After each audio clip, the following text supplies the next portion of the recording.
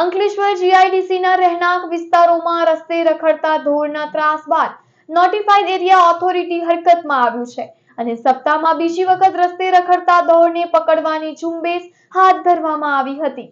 અંકલેશ્વર ઔદ્યોગિક વસાહતના રહેણાંક વિસ્તારોમાં રખડતા પશુઓનો ત્રાસ જોવા મળી રહ્યો છે। આખલાઓ બાખડતા વાહનોની અડફેટમાં લેવાના અને અકસ્માતના બનાવો સામે આવ્યા હતા, ત્યારે નોટિફાઈડ એરિયા ઓથોરિટીનું તંત્ર હરકતમાં આવ્યું હતું। અંકલેશ્વર નોટિફાઈડ એરિયા ઓથોરિટી દ્વારા સપ્તાહમાં બીજી વખત અંકલેશ્વર ઔદ્યોગિક વસાહતના રહેણાંક વિસ્તારોમાં રખડતા ઢોર પકડવાની ઝુંબેશ શરૂ કરવામાં આવી છે। આ ઝુંબેશ દરમિયાન ઢોર માલિકો સાથે ઘર્ષણ ન સર્જાય એ માટે પોલીસ બંદોબસ્ત પણ સાથે રાખવામાં આવ્યો હતો।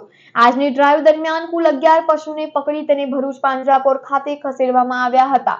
આ ઝુંબેશ દરમિયાન એક આખલાએ હુમલાનો પ્રયાસ કરતા થોડા સમય માટે વાતાવરણ તંગ બન્યું હતું।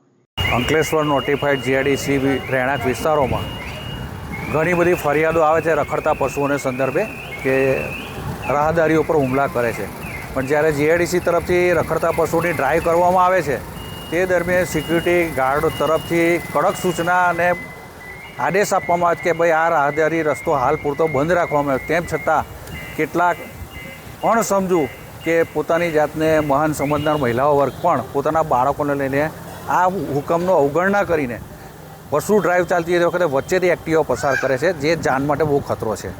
ફરિયાદ તમે જ કરો છો રહેણાંક વિસ્તારોમાંથી અને એનું આજ્ઞાનું પાલન તમે કરતા નથી।